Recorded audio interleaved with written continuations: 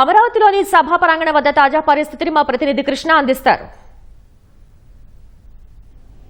ఆంధ్రుల కళల రాజధాని అమరావతి పునర్నిర్మాణ వేడుక మరి కాసేపట్లోనే ప్రారంభం కానుంది. మంత్రులు కూడా ఇప్పటికే తమ సభా ప్రాంగణానికి చేరుకున్నారు. వారి స్పందన అడిగి తెలుసుకుందాం. మేడం చెప్పండి, ఈ రాజధాని పునర్నిర్మాణ వేడుకను ఎలా చూస్తున్నారు, ఏంటి? ఈరోజు యావత్ ఆంధ్రప్రదేశ్ తాలూకా కళ అమరావతి పునర్నిర్మాణం జరగడం నిజంగా మా అందరికీ చాలా సంతోషంగా ఉంది. మోడీ గారికి మనస్ఫూర్తిగా స్వాగతం తెలియజేస్తున్నాం. ఈరోజు చంద్రబాబు నాయుడు గారు ముఖ్యమంత్రి అయిన తర్వాత అమరావతి కళ నెరవేరబోతుంది. ఈ రోడ్లోనే మేము ధర్నాలకు వెళ్తే మమ్మల్ని ఈడ్చి పక్కన పడేస్తారు పోలీసులు. ఈ రోడ్లోనే మహిళలందరినీ కూడా బయటికి తోసేసి బూటకాలతో తన్నినటువంటి పోలీసులు ఈరోజు మర్యాదపూర్వకంగా అదే మహిళల్ని మమ్మల్ని మర్యాదపూర్వకంగా తీసుకెళ్తున్నారు. ఈరోజు చంద్రబాబు నాయుడు గారు మాకు ఈ గౌరవం ఇచ్చినందుకు మేము మనస్ఫూర్తిగా కృతజ్ఞత తెలియజేసుకుంటున్నాం. అమరావతి రాజధాని అన్నది ఎప్పుడో ఫిక్స్ అయ్యింది. గత 5 సంవత్సరాలు నిర్లక్ష్యం చేసి 3 రాజధానులని 3 ముక్కలాట ఆడారు. ఈరోజు మళ్ళీ మొత్తం యావత్ భారతదేశం కూడా అమరావతి వైపు చూస్తుంది. ఖచ్చితంగా అమరావతి కళల రాజధాని ఈరోజు నిర్మిస్తాం. ఖచ్చితంగా రాజధాని మన తాలూకా రాజధానిలా అమరావతి ఉంటుందని నాకు మనస్ఫూర్తిగా నమ్మకం ఉంది. Thank you. ఈరోజు రాష్ట్ర ప్రజలంతా ఒక పండగ వాతావరణంలో ఉంది.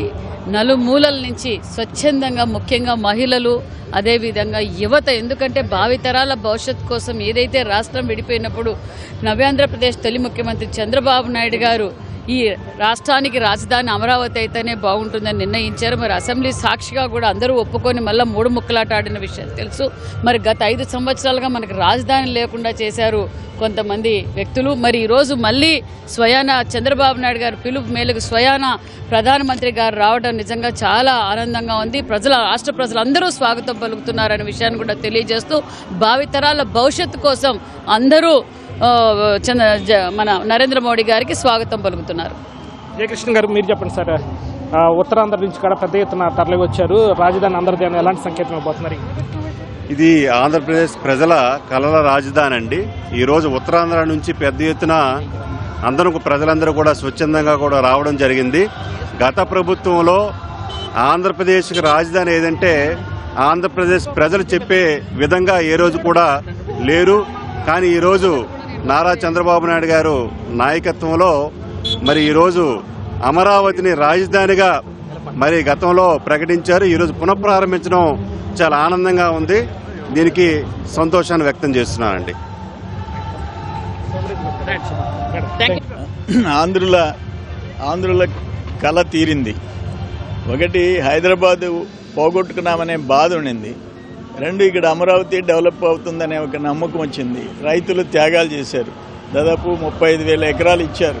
మళ్ళీ జగన్మోహన్ రెడ్డి వచ్చి క్రూరంగా ప్రవర్తించాడు. వీళ్ళకి రాజధాని ఉండకూడదు అనే ఒక నిర్ణయం తీసుకున్నాడు. ప్రజలు బుద్ధి చెప్పారు, గుణపాఠం చెప్పారు. మళ్ళీ తిరిగి పూర్వవైభవం వస్తుంది. ఒక మోడల్ రాజధాని, ఇప్పుడు ఉన్న దేశంలో ఉండే రాజధానుల్లో పోటీ పడే రాజధాని మనకి రాబోతుంది. అది చంద్రబాబు గారి కష్టం, ఈరోజు ప్రధానమంత్రి మోడీ గారి ఆశీర్వాదాలు. ఓకే. అలాగే మోడీ పర్యటనలో భాగంగా రాష్ట్రానికి సంబంధించి దాదాపు 6,000 కోట్ల రూపాయల పైచీకు ఈ జాతీయ రహదారుల పనులకు సంబంధించి శంకుస్థాపనలు కానీ ప్రారంభోత్సవాలు కానీ చేయనున్నారు.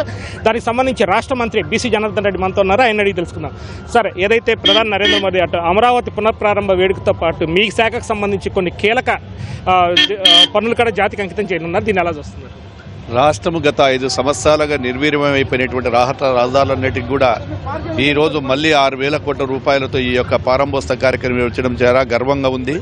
అదేవిధంగా ఆంధ్రప్రదేశ్లో ఒక రాజధాని మళ్ళీ నిర్మించుకుంటున్నాము అనేటువంటి ఉత్సాహంతో ఎంత ఎండలుండే కానీ కూడా ప్రజలు తండోపతండాలుగా తరలి వస్తున్నారు. ఆంధ్రప్రదేశ్ ప్రజల చిరకాల కాంక్ష నెరవేరబోతూ ఉన్నాయి.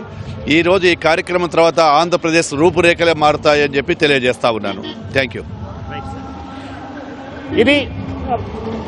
ఇది అమరావతి పునఃప్రారంభ వేడుకకు సంబంధించి మంత్రులు అలాగే ఎమ్మెల్యేల స్పందన. కెమెరా పర్సన్ నరేష్తో VSN Krishna, ETV news, Amaravati.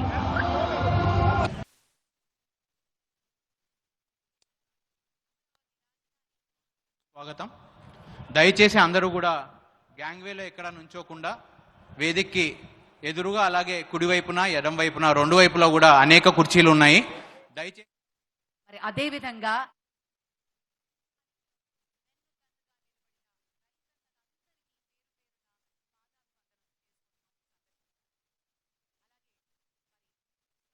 వేడుకకు సంబంధించి కీలక ఘట్టం మరి కాసేపట్లోనే ప్రారంభం కానుంది. దీనికి సంబంధించి వీవీఐపీల రాక కూడా ప్రారంభమైంది. మనతో కొంతమంది వీఐపీలు ఉన్నారు, వారిని అడిగి మరిన్ని వివరాలు తెలుసుకుందాం. సార్ పల్లా శ్రీనివాసరావు గారు చెప్పండి సార్, ఈ అమరావతి పునర్నిర్మాణ ఘట్టం ద్వారా ఈ రాష్ట్ర ప్రజలకు ఎలాంటి సంకేతం అది ఇవ్వబోతున్నారు? ఈ అమరావతి పునర్నిర్మాణం కార్యక్రమం ద్వారా ఈ ఆంధ్రప్రదేశ్ ప్రజలందరికీ కూడా రేపు మనం కళల రాజధాని నిర్మించుకోబోతున్నాం. భవిష్యత్ తరాలకి ఈ రాష్ట్రానికి సగౌరవంగా అమరావతి రాజధాని అని చెప్పుకునే విధంగా ఇక్కడ నిర్మాణం జరగబోతుంది. గత 5 సంవత్సరాలు జరిగినటువంటి విధ్వంసాన్ని అది మళ్ళీ అంతా కూడా తుడుచుకుపెట్టిపోయే విధంగా మళ్ళీ కొత్తగా మన కళలు పండే విధంగా ఈరోజు ముందుకెళ్తున్నామండి. ఎందుకంటే ఏ దేశానికైనా ఏ రాష్ట్రానికైనా సరే క్యాపిటల్ అనేది, రాజధాని అనేది చెప్పుకోదగినటువంటి అంశం. కానీ గత 5 సంవత్సరాలుగా మీరు చూసుకుంటే ఈ రాష్ట్రానికి రాజధాని అంటే చెప్పుకునే పరిస్థితి లేని విధంగా ఉంది. ఈరోజు మనం సగౌరవంగా చెప్పుకోవచ్చు, భవిష్యత్ తరాలు కూడా సగౌరవంగా చెప్పుకునే విధంగా ఈ అమరావతి నిర్మాణం జరగబోతుంది. దానికి దేశ ప్రధానమంత్రి అయినటువంటి నరేంద్ర మోడీ గారు వచ్చి మళ్ళీ పునఃప్రారంభించడం మాకు చాలా ఆనందంగా ఉందని చెప్పి తెలియజేస్తున్నాను. ఈ సందర్భంగా అందరికీ కూడా శుభాకాంక్షలు తెలియజేస్తున్నాను.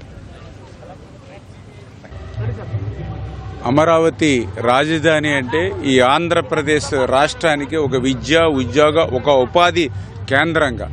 ఎందుకంటే ఈవేళ ఒక తెలంగాణ ఒక మిగులు బడ్జెట్ రాష్ట్రంగా ఉంది అని అంటే హైదరాబాద్ నుంచి 62% ఆదాయం ఈవేళ తెలంగాణకు వస్తుంది. ఒక చెన్నై ఒక తమిళనాడుకి, ఒక బెంగళూరు ఒక కర్ణాటకకి, ఒక ముంబై ఒక మహారాష్ట్రకి ఏ మాదిరిగా అయితే ఆదాయ వనరుగా ఉంటుందో అదేవిధంగా విడిపోయినటువంటి ఒక నవ్యాంధ్రప్రదేశ్ రాష్ట్రానికి కూడా ఒక ప్రపంచ స్థాయి రాజధాని అమరావతి కూడా అటువంటి కేంద్రంగా ఉండాలనే ఉద్దేశంతో. ఎందుకంటే ఈ అమరావతి కూడా ఒక సెల్ఫ్ ఫైనాన్స్ ప్రాజెక్టు. భవిష్యత్తులో అమరావతి నుంచే 1,00,000 కోట్ల రూపాయల ఆదాయం ఈ యొక్క ఆంధ్రప్రదేశ్ రాష్ట్రంలో ఉన్నటువంటి 175 నియోజకవర్గాలకి కూడా అభివృద్ధికి, సంక్షేమానికి అందించేటువంటి కేంద్రం అని చెప్పి ఈ సందర్భంగా తెలియజేసుకుంటూ దయవుంచి ఈరోజు ప్రజలు కూడా గుర్తుపెట్టుకుని, ఎందుకంటే ఎవరైతే జగన్మోహన్ రెడ్డి ఆ రోజు ప్రతిపక్షంలో ఉన్నప్పుడు, ఎందుకంటే నేను కూడా ఆ రోజు శాసనసభ్యుడిగా ఉన్నా, ఆ రోజు జగన్మోహన్ రెడ్డి ప్రతిపక్షంగా ఉన్నప్పుడు అమరావతిని స్వాగతిస్తున్నాను, రాజధానికి 30,000 ఎకరాలు పైబడి ఉండాలని ఆ రోజు అసెంబ్లీ సాక్షిగా మాట్లాడిన వ్యక్తి. ఆ రోజు కూడా మనందరం కూడా చూసాం. 2019 ఎన్నికల ముందు ఆ రోజు వైఎస్ఆర్సీపీ నాయకులు పోటీ పడి మాట్లాడారు. జగన్మోహన్ రెడ్డి మగాడు, అందుకే రాజధానిలో ఇల్లు కట్టుకున్నాడు, ఒక్క అంగుళం కూడా అమరావతి కదలదు అని ఆ రోజు చెప్పి అధికారంలోకి వచ్చాక అమరావతి కాదు 3 ముక్కలు అన్నాడు. మరి అందుకే ప్రజలు కూడా మొన్న బుద్ధి చెప్పి 11 సీట్లకి పరిమితం చేశారు. మళ్ళీ ఈరోజు తెలుగుదేశం, జనసేన, బీజేపీ మరి కూటమి నాయకత్వంలో మళ్ళీ ఈవేళ అమరావతి మళ్ళీ పునర్నిర్మాణ సభ గౌరవ ప్రధాని నరేంద్ర మోడీ గారి చేతుల మీదుగా జరుగుతోంది. ఈ యొక్క సభకు పెద్ద ఎత్తున ఈవేళ ఆంధ్రప్రదేశ్ రాష్ట్రం నలువైపుల నుంచి కూడా, అటు ఉత్తరాంధ్ర నుంచి ఇటు రాయలసీమ వరకు ప్రతి జిల్లా నుంచి కూడా ఈ యొక్క రాజధాని పునర్నిర్మాణ సభలో పునరంకితం ప్రతి ఒక్కరూ కావాలి. ఈ రాజధాని పునర్నిర్మాణ సభ అనేది ఒక కుటుంబ కార్యక్రమంగా ఈవేళ ఆంధ్రప్రదేశ్ రాష్ట్ర ప్రజలందరూ కూడా భావిస్తూ ఉన్నారు. ఎందుకంటే ఈవేళ చూశారు వాళ్ళందరూ కూడా గత 5 సంవత్సరాలలో ఆంధ్రప్రదేశ్ రాష్ట్ర రాజధాని ఏమిటి అంటే చెప్పలేనిటువంటి పరిస్థితి నుంచి మళ్ళీ ఈరోజు తెలుగు జాతి గర్వంగా తలెత్తుకునేటువంటి విధంగా ఈవేళ అమరావతి నిర్మాణం అవుతుంది. అందుకే ఆంధ్రప్రదేశ్ రాష్ట్రంలో ఉన్నటువంటి ప్రజలందరూ కూడా 5 కోట్ల మంది ప్రజలందరూ కూడా ఈవేళ అమరావతి రాజధానిలో పునరంకితం అవుతున్నారని చెప్పి తెలియజేస్తోంది.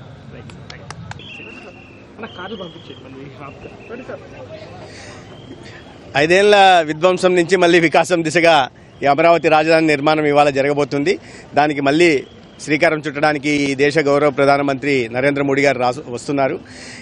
ఇవాళ 49,000 కోట్ల సిఆర్డీఏ పరిధిలో అభివృద్ధి కార్యక్రమాల నిర్మాణం కోసం కానీ, లేదా కేంద్ర ప్రభుత్వ సంస్థలకు సంబంధించిన 57,000 కోట్ల అభివృద్ధి కార్యక్రమాల భూమి పూజ లేదా ప్రారంభం లేదా జాతికి అంకితం చేసే దిశగా ఇవాళ దాదాపు 1,08,000 కోట్లకు అభివృద్ధి కార్యక్రమాలకి భూమి పూజ కానీ లేదా జాతికి అంకితం చేసే పని గౌరవ ప్రధానమంత్రి గారు చేస్తున్నారు. ఒక అద్భుతమైన ప్రపంచ స్థాయి రాజధాని అమరావతిలో నిర్మాణం కావాలనేది ఈ రాష్ట్ర గౌరవ ముఖ్యమంత్రి గారి లక్ష్యం. దానికి తగిన స్థాయిలో సహకారాన్ని కూడా గౌరవ ప్రధానమంత్రి గారు కేంద్ర ప్రభుత్వం అందిస్తూ ఉన్నాయి.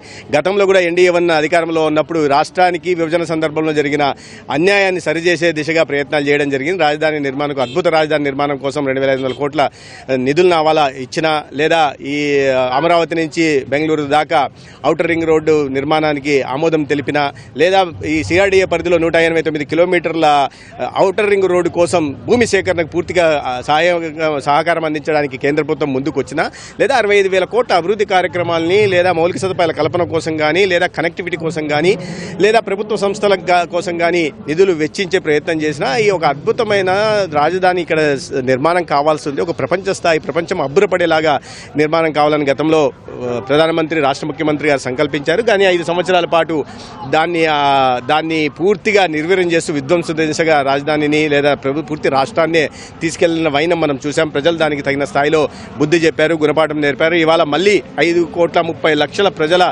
ఆశలు, ఆకాంక్షలు తీరే విధంగా వారి కళ సాకారమయ్యేలాగా ఇవాళ అత్యద్భుతంగా ఇన్ని వేల కోట్ల నిధులు సమకూరుస్తూ రాజధాని నిర్మాణానికి మళ్ళీ చేయూతను అందించడానికి ప్రధానమంత్రి గారు వస్తున్నారు. ప్రజలందరూ కూడా ఆసక్తిగా ఎదురు చూస్తున్నారు. ఒక అద్భుతం ప్రపంచ స్థాయి రాజధాని నిర్మాణం అమరావతిలో నిర్మాణం అవుతుంది. తెలుగు జాతికి ఈరోజు ఒక పర్వదినం. తెలుగు జాతి పులరింకితమైనటువంటి రోజు ఇది. 5 కోట్ల మంది ఆంధ్రులు గర్వించినటువంటి అమరావతి రాజధాని పునఃప్రారంభించడం అనేది ఈ రాష్ట్రంలో, దేశంలో, ప్రపంచంలో ఉన్న ప్రతి ఒక్క తెలుగువాడు కూడా ఈరోజు గర్వించదగినటువంటి విషయం. ఎక్కడా ఇటువంటి మోడల్ లేదు.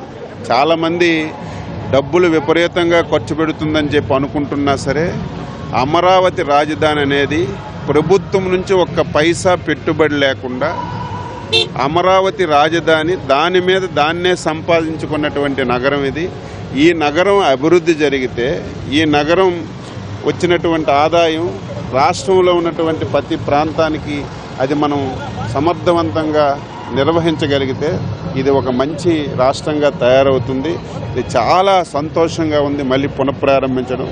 గత ప్రభుత్వంలో దుర్మార్గుడు 5 సంవత్సరాలు దీన్ని ఆటంకం కలిగించకపోతే ఈసరికి ఈ నగరం ఏర్పడేది. ఈ నగరం మీద చాలా ఆదాయం వచ్చేది. వచ్చిన ఆదాయం రాష్ట్రంలో ప్రతి ప్రాంతానికి ఖర్చు పెట్టే అవకాశం ఉండేది. ఏది ఏమైనా సరే మళ్ళీ మహానుభావుడు, ఒక మహాపురుషుడు, ఒక మంచి హృదయంతో ఆంధ్రులకి ఒక మంచి రాజధాని ఉండాలని ఆ రోజు సంకల్పించడం, కొంత ఆటంకం కలిగిన మళ్ళీ ఆయన చేతుల మీదుగా ఈ నగరం పూర్తి కావడం ఒక శుభ పరిణామం అని చెప్పి తెలియజేస్తున్నాం.